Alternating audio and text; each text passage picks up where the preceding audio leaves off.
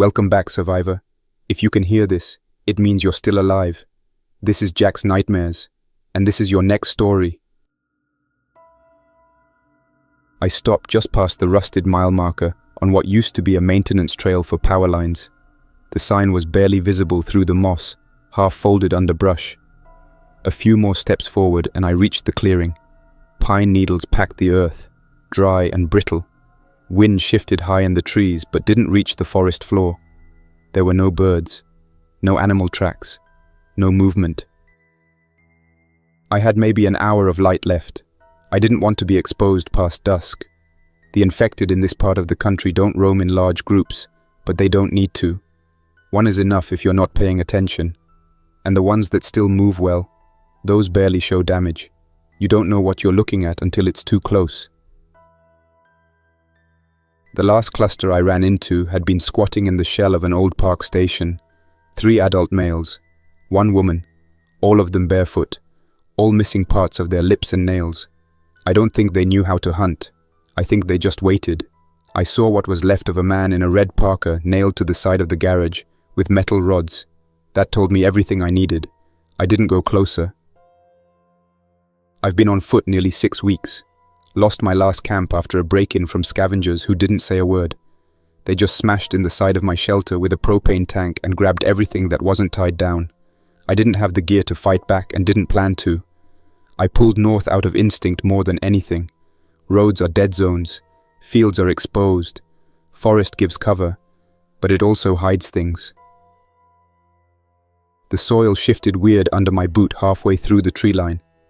I stopped and stepped back, then forward again. Same feeling. Just enough give to be unnatural. I knelt, pushed aside a layer of pine and moss, and exposed the edge of something metallic, maybe 6 feet across, round, recessed slightly into the slope of the hill. My fingers dug into the seam and pulled. Cold metal, I wiped the surface clean. A steel hatch. No markings on the top except a faint stamp near the hinge. Looked like a personal logo, maybe initials, but too worn to read. The lock mechanism was analog. 4 pressure bolts with a center crank. I stood up and circled the hatch. No solar feeds, no cameras, no visible motion sensors. That meant it was probably older than the outbreak. Someone had built this to be hidden, not high-tech. I ran my hand along the rim again. No rust, no corrosion. That was strange. This deep in the woods, moisture usually wins, but the metal was sealed well. Whoever built it knew what they were doing. I set my pack against a nearby root system and rested my rifle against it, barrel up. The forest stayed silent. I unclipped the crowbar from my side rig and leaned down, bracing the flat edge under the crank. Gave a steady push. The mechanism resisted, then it gave. The outer ring groaned once and released pressure. I pulled the handle back slowly, feeling the seal break. Warm air pushed up. Not hot, but warmer than the outside. Smelled stale, filtered, not moldy. That meant no major breach, no rot. I cracked a green glow stick, clipped it to my shoulder strap, and dropped a second one through the opening. It clattered down a ladder shaft and bounced twice before coming to a stop on a metal grate floor, maybe 15 feet down. I couldn't hear any hum, no machinery, no fans. But something about the air told me there was insulation holding it together. Maybe power was still running. I dropped down into the shaft, 1 rung at a time, listening for any echo. My boots touched down and I stood still. The chamber was tight. Steel walls, reinforced framing, utility panel to the left, a sealed interior door ahead. It wasn't a bomb shelter.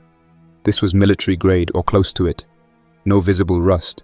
Floor was dusty, but dry. The air was warmer than I expected. Not comfortable, but not dead. A faint electrical smell lingered. I checked the ceiling for vents. Found one above the hatch with foam baffles. A weak airflow still passed through. Someone had installed passive flow ducts. Smart. I moved to the panel beside the interior hatch. It had a few toggles, all labeled. Main power, lights, airflow, door control. The switches were flipped off. I paused, then turned on main power first. A low hum kicked in behind the wall.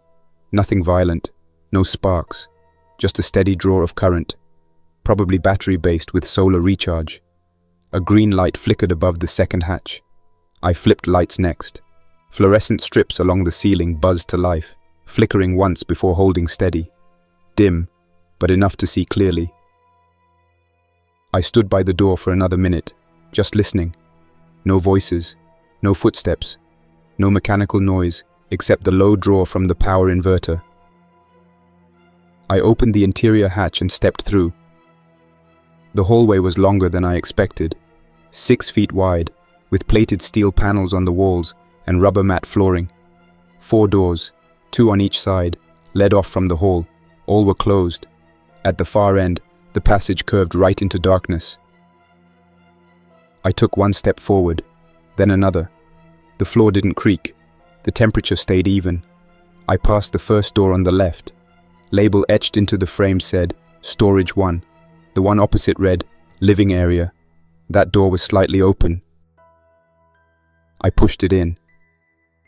The room had a small couch, a folding table, plastic chairs, a bookshelf, and a wall-mounted screen. Dust coated the floor, but the space felt lived in. A set of dishes still sat on the table, half covered by a thin, hardened crust. Looked like a meal was stopped mid-bite. Cups were stacked in the corner, plastic ones, cheap. One had a child's name written on it in marker, June. On the wall behind the table were drawings, crayon and marker, family pictures. One showed a man with a beard and a girl holding his hand. Another showed what looked like an underground structure with trees above it. A third had scratch marks, red lines over a figure. The paper had been torn and taped back up. Someone wanted to forget whatever that one meant. I backed out and moved further down the hall. The second room had 2 bunks, both made, bedding still folded, 1 footlocker at the end of each bed. I opened one. Inside were folded clothes, children's sizes, labels marked Tyler and June again. The air smelled dry, not rotted, preserved, but old. I opened the door at the end of the hall, a larger space, pantry shelves, rows of sealed goods, MRE packs, canned meat, powdered milk, water jugs stacked to the ceiling, oxygen absorbers in every box. Whoever stocked this place had done it methodically, supplies for a year or more, maybe longer. I pulled a vacuum-sealed protein bar from the rack, checked the expiration, still technically within safe range. I tore it open and ate slowly while scanning the rest of the room. That was when I heard the first sound that didn't belong. A knock. 1 solid tap. It came from below the floor. I froze and turned my head, waited, counted silently to 10. Nothing. I crouched, touched the floor panel near the shelves, and tapped back once. Nothing for 5 seconds. Then the sound returned. A slower, dragging scrape, not mechanical, not rhythmic, just a single motion, then stillness. I backed out of the room, moved quickly to the entry chamber, and closed the interior hatch. It locked automatically with a clunk. I didn't power it down. I wanted the lights. I leaned my pack against the wall and grabbed my rifle, chambered around and kept it close. I didn't open the outer hatch again, but I didn't seal it either. If I needed to leave fast, I wasn't going to wrestle a lock in a panic. I sat against the far wall and kept my ears open. The power hum stayed constant. No other sounds came from below. At some point during the night, I realized I wasn't hearing anything at all. Not through the vents, not from the floor, not even creaks from temperature shift. No scurrying from mice, no insects, just the occasional cycle of air from the passive ducts. The shelter was buried deep enough to block most external vibration. That meant good design. It also meant sound wouldn't travel well if someone, or something, was moving under me. When I woke up the next morning, I hadn't meant to fall asleep, but I had. Rifle was still on my lap, barrel tipped against the wall. Nothing disturbed. The interior light strip stayed steady. My mouth was dry. I sipped from the filtered bottle I kept on my belt loop and packed up.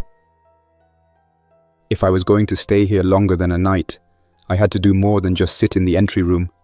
I switched my headlamp on and reopened the interior hatch. It moved smooth, no resistance. The hallway looked the same as yesterday, clean, intact, silent. I walked past the rooms I already checked and started inspecting doors I hadn't opened yet. First was storage 1. The handle stuck at first, but the lock disengaged with a firm pull. Inside was a small chamber with wall-to-wall shelving. Every shelf had been labeled in thick permanent marker. Clothing, adult, winter gear, tools, fuel, ammunition, first aid, water tablets. The gear was organized with military precision. Totes had silica packs inside. Firearms were wrapped in plastic sleeves, tagged by type and serial. I counted 3 semi-automatic rifles, 1 12-gauge shotgun, and 2 bolt-action hunting rifles, all chambered in common calibers. Ammunition was boxed and sealed. Someone here planned for long-term use, not flash defense. The first aid crate was light on antibiotics, which wasn't surprising. Those run out fast. But there were dozens of gauze rolls, trauma dressings, field tourniquets, and burn gel packs. I took a couple items and added them to my own med kit. A quick note in my log to track what I touched.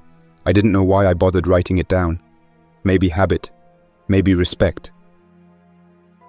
I moved to the next room, marked laundry, utilities. That one had a stripped-down washing basin, 2 large plastic bins for grey water, and a long row of drying racks. In the corner was a power inverter with a monitoring screen. It was still blinking. Battery charge was at 38%. Solar input read 0. I traced the input cable. It ran up a wall conduit and vanished through the ceiling. That meant solar panels still existed on the surface somewhere. Buried feed lines. Smart again. If those panels were still intact, I might be able to reactivate the primary systems. I made a note to check the surface once the sky cleared. The last door at the far end of the curved hallway was different. It was heavier. No label on the door itself, just a number burned into the steel plate above it. Sub-level 1. The handle was mechanical, but the door had a card reader beside it, cracked and blackened. I touched the seam. No power to it. No indicator light. It might be dead, or it might be waiting. I left it for now. Back in the pantry room, I found a dry erase board hanging on the back of the door. Someone had written a food inventory in careful block lettering. Columns marked date, opened items, remaining meals, water rotation. Last entry was dated year 2, month 16. That didn't make sense unless they used their own calendar. Below the board was a binder tucked in a canvas sleeve. I flipped it open. Handwritten journal entries, most of them by someone named Daniel B. Shortlines, organized by day and task. Some entries had nothing but food counts. Others were detailed supply runs, system checks, radio attempts. The writing got messier over time. One page read, "June coughed again. Mara says it's allergies. We'll watch." The next entry, 5 days later, had underlined words. "No door opening, no exceptions. We are sealed. I won't risk her." I read the entries for 10 minutes without speaking. Then I closed the binder and slid it back into the sleeve. Whoever Daniel was, he'd taken charge here. His notes read like orders. Precise, firm, protective, but strict. I spent the next hour walking the perimeter of the bunker. Not just the rooms, but the vents, ceiling panels, ducts and seams. I wanted to see if anything had been breached or tampered with. I didn't find anything broken. No mold, no water damage. This place had held up through 6 years of decay outside. That alone made it rare. Still, I couldn't shake the memory of that knock from beneath the floor. I returned to the entry chamber and traced the floor plan. Based on the wall thickness and room spacing, there had to be a secondary level beneath the hallway. Maybe narrow crawl space. Maybe sealed access. Not a large open area, but enough for maintenance. If someone had gotten trapped down there, they'd be dead by now. Unless they hadn't died. I pulled out the portable radio from my pack and tried cycling through known emergency bands. Just static, switched to shortwave. One frequency caught and held for 3 seconds, a looped distress tone, Faint, weak, repeating. Then it vanished. The range was too wide to pinpoint without triangulation. I logged the frequency anyway. 7.400 megahertz. Could be from an old repeater, could be automated. I checked every ventilation grate and removed the covers carefully. I scanned each shaft with a flashlight and mirror. All were clean. One vent led straight down. It was tight but large enough to crawl through if someone tried. The angle would make it hard to escape if you went in the wrong way. I replaced the covers and bolted them shut. By mid-afternoon, I returned to the living quarters and sat on the edge of the couch. I pulled out the crayon drawings again. This time I studied the one that had been torn and taped. The scratched red marks weren't random. They were over a face. The face had open circles for eyes, drawn darker than the others. A stick figure stood apart from the rest. The others were inside the bunker. That one was drawn outside. I didn't know what that meant. Maybe a child trying to show someone left, or someone was forced out. I checked the bathroom facility next. Compact composting unit, dry flush, bleach tablets, and sealed grey water holding. The mirror above the sink had been broken and replaced with a plastic panel. The drawer held hairbrushes, nail clippers, and antiseptic. Tucked behind a first aid pack was a folded sheet of paper. I opened it carefully. It was a hand-drawn map of the upper level with room labels written in different handwriting. Smaller script, probably the child. Next to sublevel 1, someone had drawn an X. No other mark anywhere else.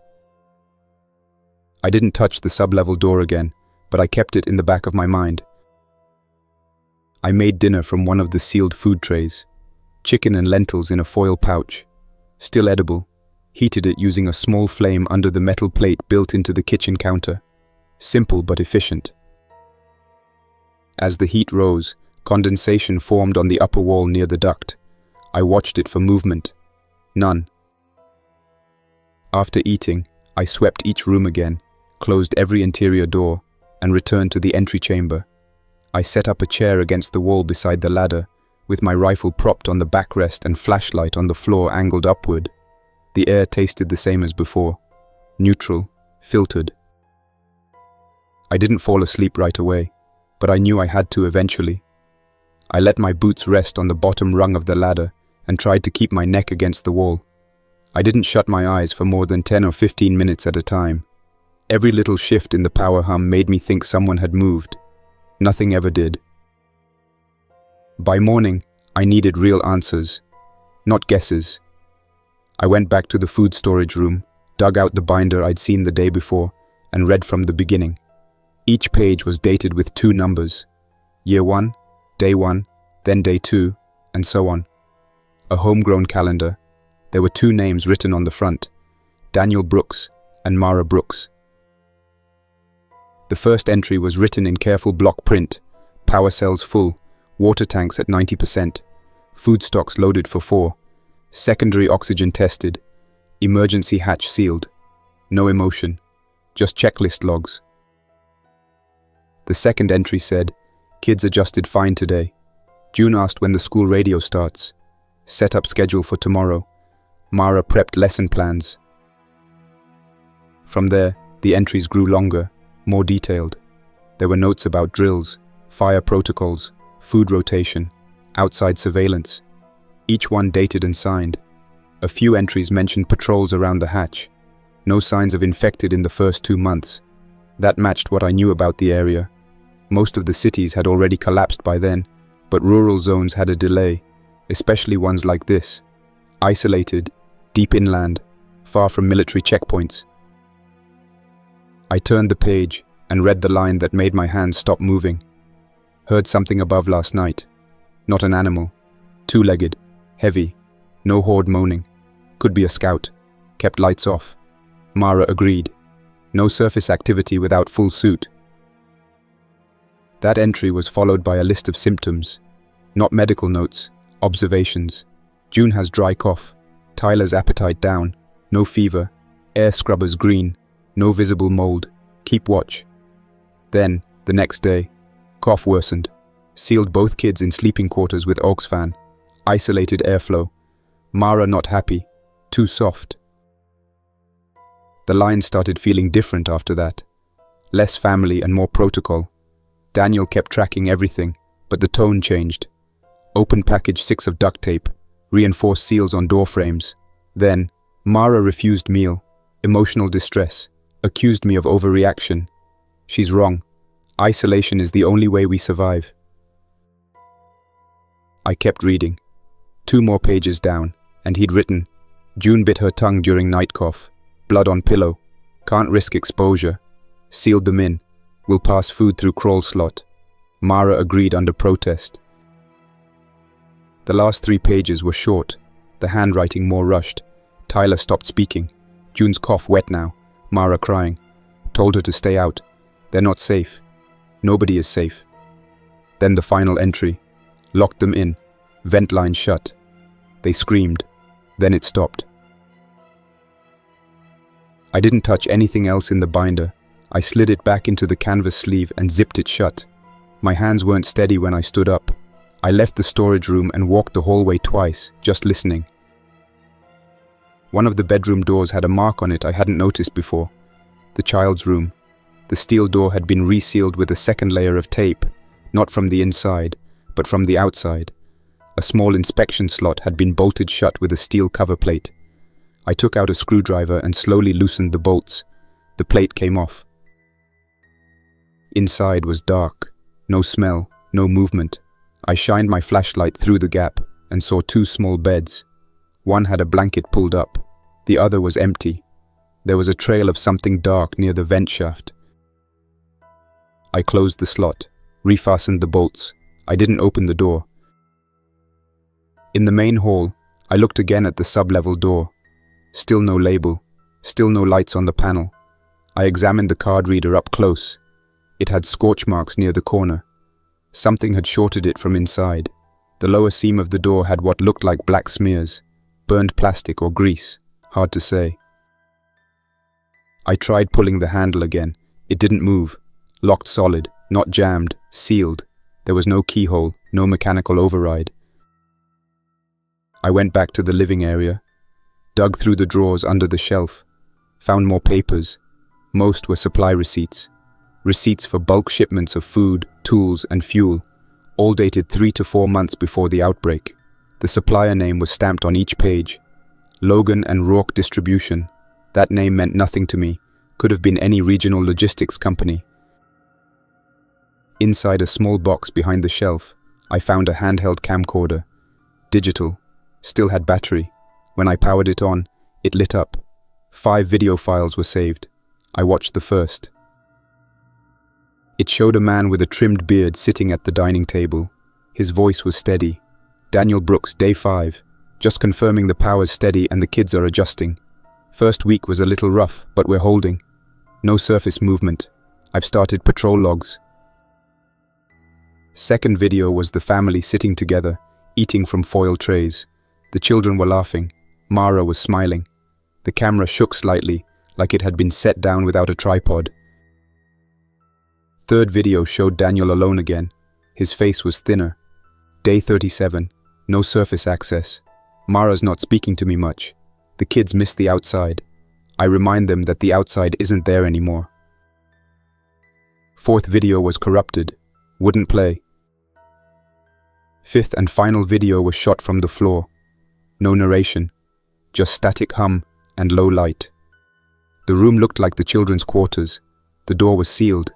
A hand hit the glass from the inside once, then disappeared. The video ended.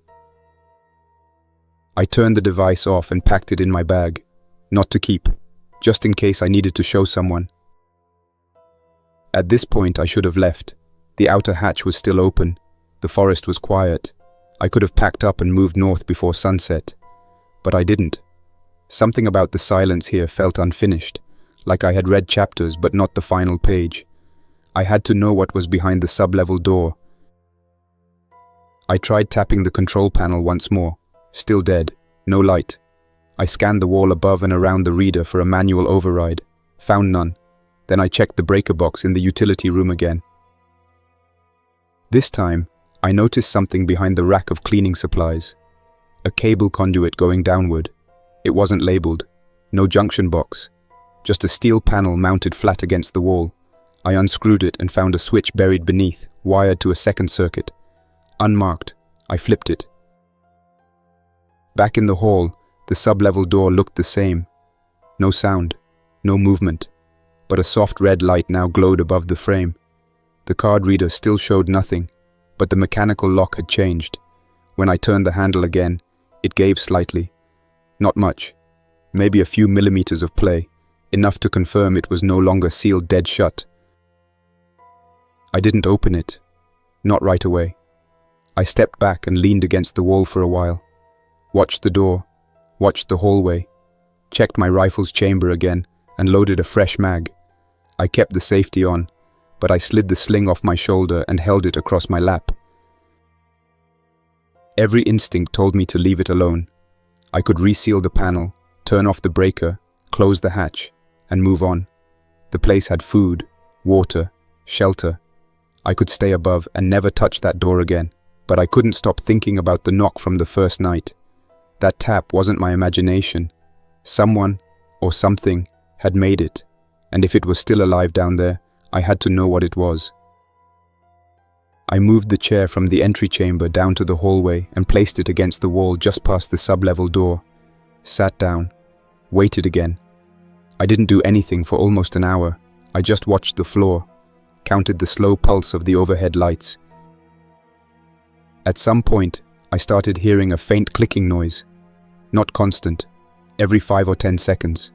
I thought it might be something inside the wall, old relay or capacitor hum, but the moment I stood up, it stopped. I pressed my ear to the door. Nothing. I waited another 20 minutes, still no sound.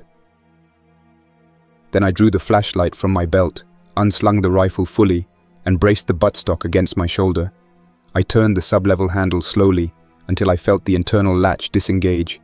It clicked once and released tension. I pulled the door open. Behind it was a steel stairwell.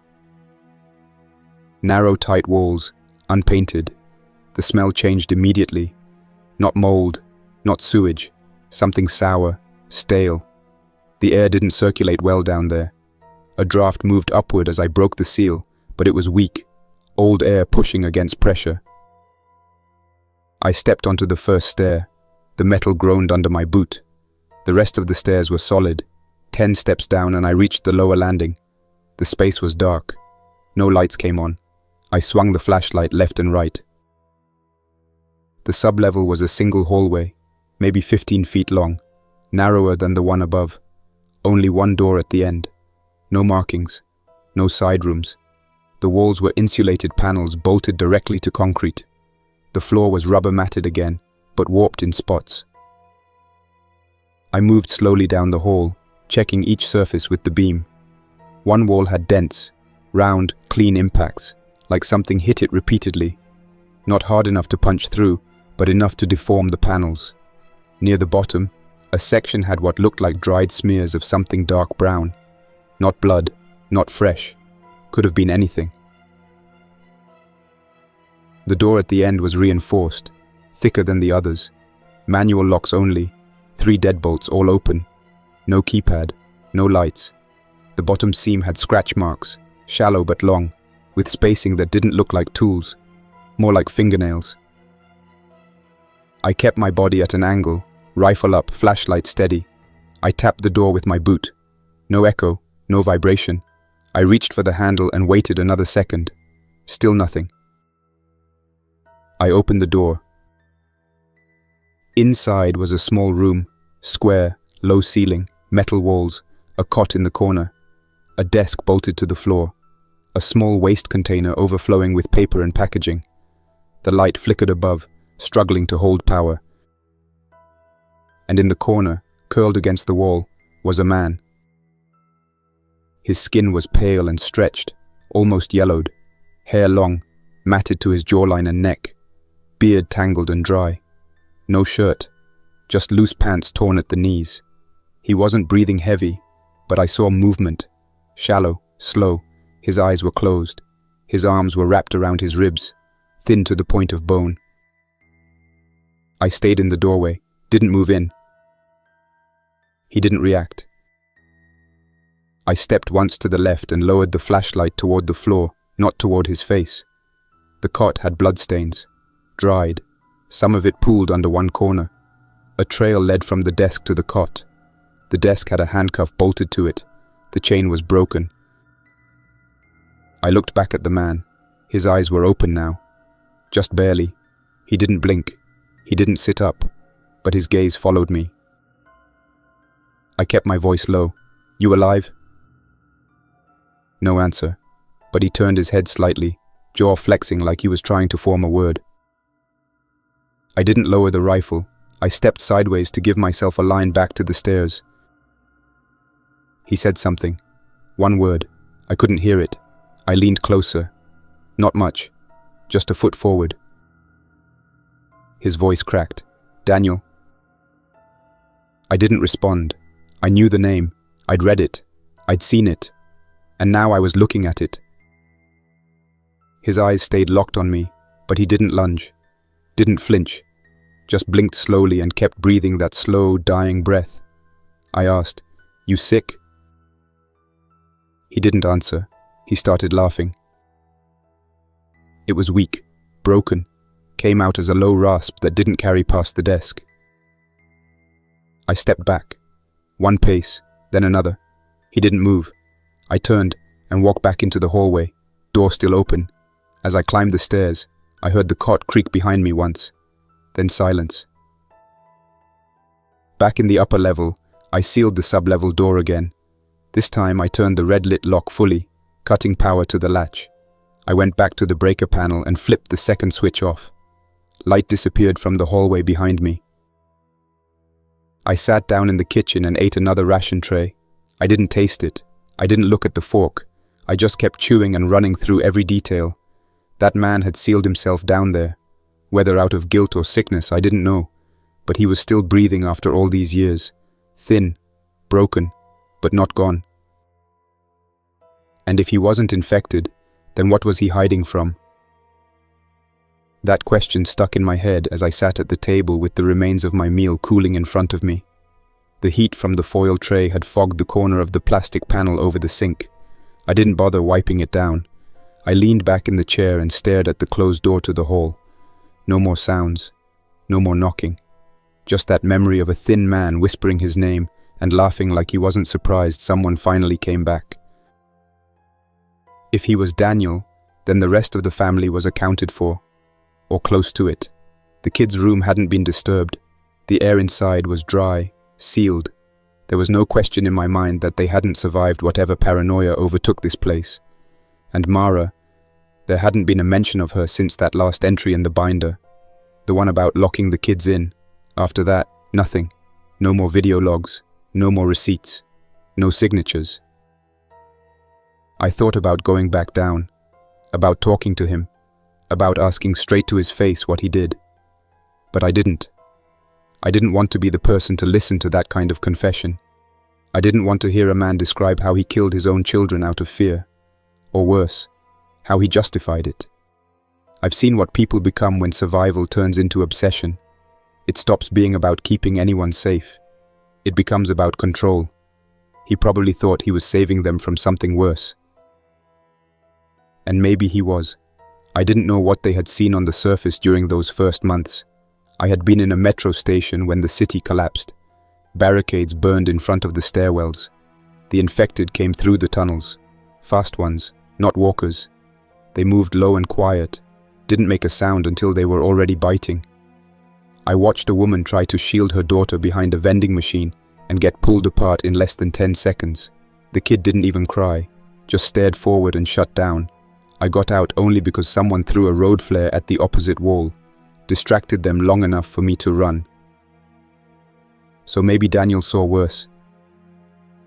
Still didn't explain why he sealed himself away.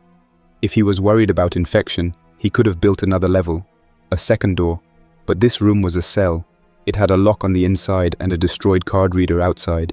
He wasn't hiding from the infected. He was hiding from someone else. That's when I started looking again. I went back to the office shelf where I'd found the camcorder, dug through the drawers beneath it. Loose pages, backup power notes, and a stack of hand-drawn maps. One of them caught my eye. It showed the same floor plan as the upper level, but with annotations I hadn't seen before. A hallway marked false ceiling, another note that said cut-off valve removed with a line traced in red pencil. And near the sublevel was a separate box drawn in dotted lines, labeled Test Room. I had never seen that room. It wasn't down there. I would have noticed. I went back down the sublevel stairs, one slow step at a time, and opened the steel door again. Daniel was still there, still in the corner, eyes half closed. He didn't react when I stepped inside. "Where's the other room?" I asked. He didn't lift his head. I moved to the far wall and tapped along the surface, hollow in some parts, solid in others. One corner had a vertical seam, a hidden panel. I traced the edge with my glove. No visible latch, just a slight recess near the top. I took out the screwdriver and wedged it in. The panel gave with a dry snap. A narrow door swung open inward. Behind it, a short passage, 5 feet long, unlit, with another door at the end. No lock, no sign. The smell was different here, heavier. I flicked the flashlight on and stepped through. The floor creaked under my weight. Not metal, but something layered. Plastic sheets covered the surface, stained dark in long streaks. The walls had old impact marks, like fists or boots had hit them hard enough to dent. At the far end was a steel examination chair, straps on both arms, leather cracked and stiff. A table next to it held an oxygen tank, 2 empty syringes, and a set of hand-drawn notes taped to the surface. The first page was in Daniel's handwriting. Test 1, exposure via contact. Results, rapid aggression within 37 minutes. Motor function erratic. Subject unable to speak after 1 hour. Subdued with sedatives. The second page said, Test 2, attempted exposure via audio. Frequency-based. No reaction. Reverted to standard symptoms after physical interaction. There was a line under that entry. Still responds to my voice. I scanned the back of the room. Another cot had been bolted into the corner, smaller than the one Daniel slept on. The sheet on top had dried blood in a spray pattern across the top right edge. The wall behind it was scorched. I backed out and closed the door. When I stepped back into Daniel's room, he looked up. Just for a second. Just enough for me to see that his eyes had changed. The dull grey haze was still there, but something behind them was awake now. "You were trying to fix it," I said. "You brought one in here." He didn't answer, but I knew he understood. "You infected one of them." He spoke without lifting his head. It wasn't supposed to last this long. I didn't speak. I didn't ask for more. I stepped out and sealed the door again. When I got back to the upper level, I opened the children's room one last time. Not to confirm what I already knew, but to look for what was missing. The vent cover had been loosened from the inside. One of the screws was missing. There were claw marks on the inside lip, smaller than adult-sized, curved inward. A child had gotten out. But if Daniel had locked himself away after that, then where did she go? The duct ran straight through the back corridor and down toward the maintenance crawl space I hadn't checked. I followed it, removed the cover, slid inside on my back. The crawl space narrowed fast, less than 3 feet tall. Wires ran along the side in tight bundles. I followed the largest cable run until it disappeared through a broken panel. Something had chewed through it. The air was colder here. Moisture gathered in the corners. No mold, but the air felt older, untouched. I found the gap where the duct split. One side went down toward the fuel reservoir. The other dropped into a cavity I hadn't seen on any map. I shined the light inside. Something moved. It was fast, too fast for anything starving. I backed out slowly, crawling backward through the vent, keeping the rifle strapped to my side. I didn't look away from the opening. When I reached the hallway again, I sealed the duct and bolted the cover back on. I stood up too fast and hit my shoulder on the corner of the wall. Didn't matter. I moved quickly through the hall and double-checked every access point. I resealed the children's room and reinforced the bolts with the spare steel brackets I found in the utility drawer. Then I returned to the hatch chamber and powered off every non-essential system. I wanted quiet, not just to hear what was moving, but to know when it stopped. There was still something alive in this bunker, something other than Daniel. I hadn't seen it, but I'd felt it. The way the air shifted near the vent, the dust trail in the crawl space, the missing screw on the cover plate. The moment I pulled out of that duct, I knew I wasn't the only one who had used it. I packed my bag and moved it to the entry chamber, right beneath the ladder. I left it zipped and ready. Rifle was cleaned, pistol loaded and holstered on my right hip. Knife strapped to my vest, blade exposed. I kept a small emergency light clipped to my shoulder and turned off. If power went down, I wanted to control when I used it. The sub-level door was still locked. I checked it twice. The wall breaker had stayed off. That meant Daniel hadn't moved, or if he had, he hadn't opened it. I didn't rest that night. I sat with my back to the main breaker cabinet and watched the dark hallway. I turned off the overhead lights completely, let my eyes adjust to the ambient glow from the red emergency strip near the hatch. For a long time, nothing happened, but at some point after midnight, I heard it. Movement, not footsteps. A soft dragging sound near the air vents along the kitchen. Not the main ducts, those were too small, but the utility chase behind the wall. I stood slowly, kept the rifle up, and moved along the wall until I reached the corner near the sink. The sound stopped. I waited. Then a metal panel flexed. Not loud, just a faint metallic tension, like someone inside the chase had pushed their weight against it and then paused. I took 3 steps back and held position. 10 seconds later, the panel burst outward. It wasn't Daniel. Something much smaller than him dropped through the gap and landed on its hands. Skin was grey, cracked, bones narrow. It wasn't emaciated. It was malformed. The arms were longer than normal. The legs folded too sharply at the knee. The eyes didn't glow, but they reflected my light with a sharp pinpoint bounce. It looked up, mouth closed tight, nostrils flaring. It didn't charge. It didn't scream. It ran. It bolted down the hallway with both hands hitting the floor. It moved fast, faster than anything in the open world I'd ever seen. I fired once, hit the wall behind it. By the time I reset my aim, it had already reached the turn at the far end and disappeared. I chased it. I hit the hallway corner and turned into darkness. The rifle was up, finger was set, but the thing was gone. I checked the children's room again, still sealed. I checked the pantry, empty. Then I heard the door behind me creak. It had looped around. I swung back toward the main hall and saw the utility panel ajar again. Another duct entrance. I ran back toward the entry chamber and saw the hatch controls flicker once. The panel had been accessed, not fully unlocked, but tampered with. I pulled the override handle and sealed the outer hatch manually. It groaned under tension but clicked into place.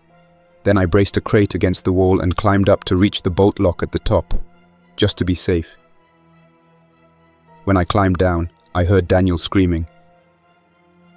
It wasn't words, just sound, deep, strained, rising. Then a hard bang from the sub-level door. I ran to the hall, rifle ready. The breaker panel was still shut off. That door should have been dead. But the lock light was blinking red. Someone had flipped it on. I didn't waste time guessing. I ran back to the breaker, powered it down, and ripped the auxiliary wires loose from the wall plate. No more current. The banging stopped. For a second, I thought maybe the thing was inside with him. Maybe it had turned on him. But that didn't explain the hatch controls. That didn't explain how it had known where the override panel was. I checked the camcorder again. There was one file I hadn't played fully before. It was corrupted halfway through, but the first 10 seconds worked. The frame showed Daniel standing in front of the test room door. His voice was quiet. "She still remembers me." Then the file cut out. I pulled the map from my jacket pocket and traced the line from the duct behind the test room to the surface. It wasn't marked clearly, but it connected to a chamber labeled auxiliary exhaust. I hadn't found that exit before. It was buried, maybe camouflaged. That thing, whatever it was, it had used that path. Not once, probably many times. I started checking the storage crates for missing supplies. Found 3 food packs opened cleanly. No tearing. Opened like a person would open them. There were wrappers hidden in the vent behind the living area, neatly stacked, dated. Someone had been living off this place longer than Daniel had been locked in that room. That night, I stayed awake again, but I didn't sit in the entry chamber. I waited by the hallway where the duct connected to the back wall. I turned off all lights and sat in the dark, my breathing shallow, my ears focused. At some point in the early morning, I saw her. She stepped out from the vent, not crawling, walking. It was a girl, not feral, not fast, just thin, limping slightly. Her face was blank, hair matted, mouth closed. She stopped when she saw me. I didn't raise the rifle. I kept it low. Her eyes followed me for a second, then shifted to the side. Then she ran. This time, I followed properly. Through the hallway, past the kitchen, down toward the fuel room. She was fast, but not faster than my legs. She tried to dive through another vent, but I caught the side of her foot and she fell hard against the floor. She shrieked, not human, not animal, something in between. She turned fast and clawed at my chest. The fingers were thin but strong. I hit her back with the stock of the rifle and she rolled against the corner of the door frame. I pinned her there with my knee and held the blade to her throat. Her body stopped moving, but her eyes didn't show fear. They showed recognition. She whispered something. "Don't go up." I looked at her hands. Fingernails were sharp. Her arms were too long for her size. Teeth slightly irregular. But she wasn't infected. Not in the way I knew it. She was altered. She had adapted. I let go. She didn't attack again. She crawled back into the duct and disappeared. That was June. It had to be. Some part of her had survived the infection, or been altered by it, or never fully succumbed. Daniel had tried to isolate her, experiment on her, maybe fix her, maybe just understand her, but she had never left. She had made the bunker her own. By the time I stood up again, she was gone. The duct panel swung slowly behind her. I didn't follow. I didn't speak. I walked back to the kitchen with my rifle lowered and sat in the same chair where I'd eaten my first meal in that place. It felt smaller now. Every wall closer. The ceiling seemed lower. The silence wasn't safety anymore. It was pressure. Like the air inside had thickened with all the things no one had said. I laid out the binder again and read Daniel's entries from the beginning. Not just the ones about supply counts or air filters. I read the notes he left about his children, about their schooling, their drawings, their routines. And then I reread the parts where everything changed, where symptoms became suspicion, where he started locking doors, shutting off vents, treating his own family like an outbreak waiting to happen. Whatever June had become, it didn't start with infection. It started with fear, Daniel's fear, that maybe the virus could adapt, that maybe the infected weren't just mindless, that maybe the next wave wouldn't be about decay and collapse, but transformation. But transformation into what? I needed to end it. Not the girl, not June, but the cycle, the lies, the locked doors, the sealed rooms full of silence. I couldn't leave that bunker with her still down there. Not because I thought she'd chase me, not because she was a threat to the surface, but because one day, someone else would come through that forest. Maybe a group, maybe a kid, maybe someone desperate. And they'd hear the hum of power, they'd see the hatch, They'd go down thinking it was safe. And it wasn't. I gathered what I needed. 2 backup batteries, 3 fuel canisters, the remaining block of plastic explosive I'd pulled from the supply crate and saved without thinking. There was no remote detonator, no timer, but I knew how to wire a pressure ignition.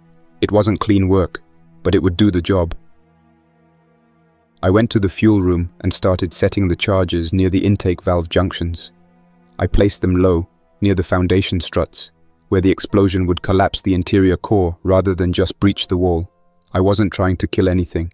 I was trying to bury it.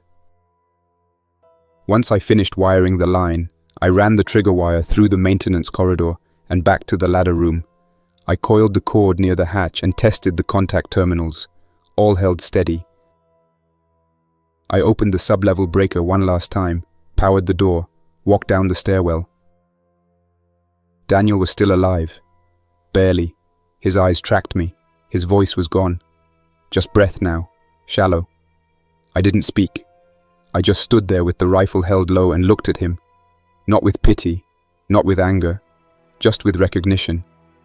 He had built this place to save his family and ended up sealing them in. He hadn't opened the door since. I placed a water pouch on the floor near him. I left the door open. I returned to the kitchen and stood there for a while without moving. My pack was already loaded. My rifle was still clean. The air felt heavier than it had the day before, even though nothing had changed on the surface. I opened one of the rations and left it on the table, unwrapped and untouched. Not as a gesture, just a final fact. Something open, something human, left behind without being hidden. I didn't clean the floor. I didn't erase anything.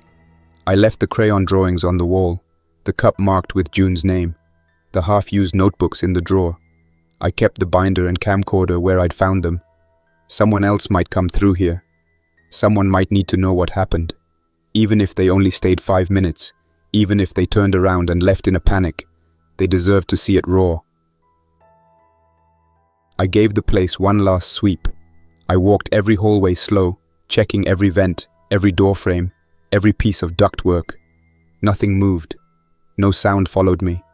The hum of the backup inverter still ran quietly behind the walls.